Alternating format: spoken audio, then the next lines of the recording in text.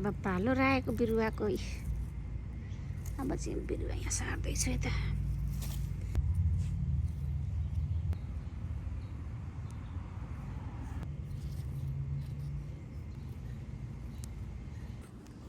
ल साथी हो, म चाहिँ अब यो पालुङ्गे सब उखाल्छु, यो बेथो पनि उखाल्छु अनि यसमा खनखान गरेर राखेको बिरुवा सार्नु पर्यो।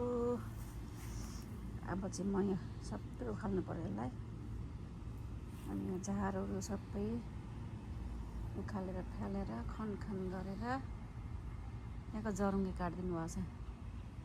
यस्तो मजाको थियो। ल यतापट्टि चाहिँ मेरो राखेको बिरुवा छ। यो बिरुवा चाहिँ म अब अहिले यतापट्टि सार्छु। मजाले आएको छ राखेको बिरुवा चाहिँ, तर के किरा लागिसकिरहेको छ। के भएको होला, त्यो डढेर लागिरहेको छ, छेन्द्रछेन्द्र पनि भइरहेको छ। ल मैले चाहिँ पालुङ्गेहरू पनि उखालेर सकेँ। अब चाहिँ खन्नपट्टि सुरु लाग्यो।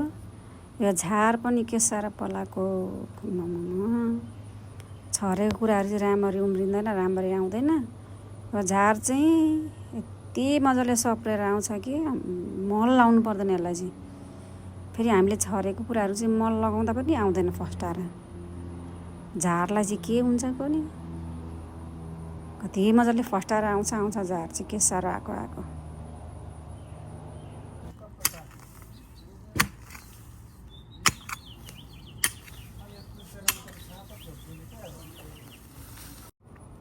ल खनखान पनि गऱ्यो, झारहरू निकालेर फाल्यो। झार थोरै थिएन, बल्ल सक्यो। अब चाहिँ यसमा म फेरि अलिअलि खनखान गरेर खोर्सानीको बिरुवा राखेको बिरुवा अब यहाँ सार्ने छु म। यहाँ चाहिँ खोर्सानी छ, अस्ति बिउ राखेको थिएँ त्यत्रो भएको छ। अब यहाँ चाहिँ मल लगाएर यहाँनिर खन्दै रोप्दै गर्नुपर्ने छ। यहाँ चाहिँ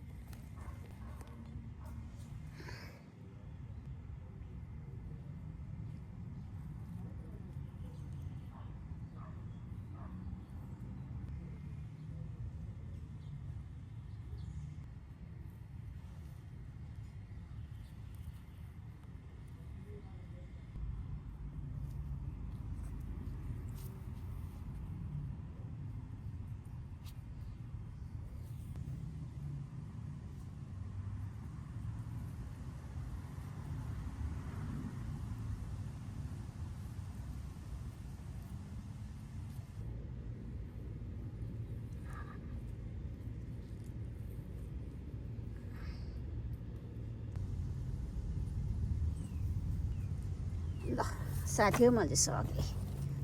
खोर्सानी सारेर सकेँ। लहरै रोपेँ मैले। ल मैले चाहिँ खोर्सानी पनि रोपिसकेँ, सारिसकेँ बिरुवा। अब राखेको बिरुवा सार्छु है म। ल साथी हो, म चाहिँ फेरि अब खोर्सानीको बिरुवा सारिसकेँ लहरै। अब पालो राखेको बिरुवाको अब चाहिँ बिरुवा यहाँ सार्दैछु यता।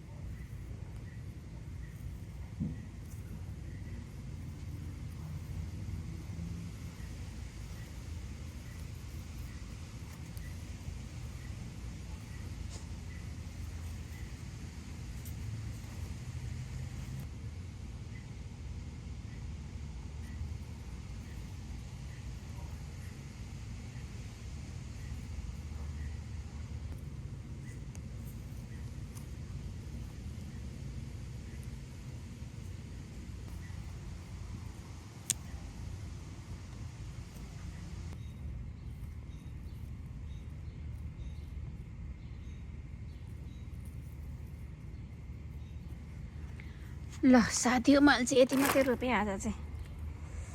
यति मात्रै बिरुवा सारेँ आज। अब भोलि फेरि सार्नेछु।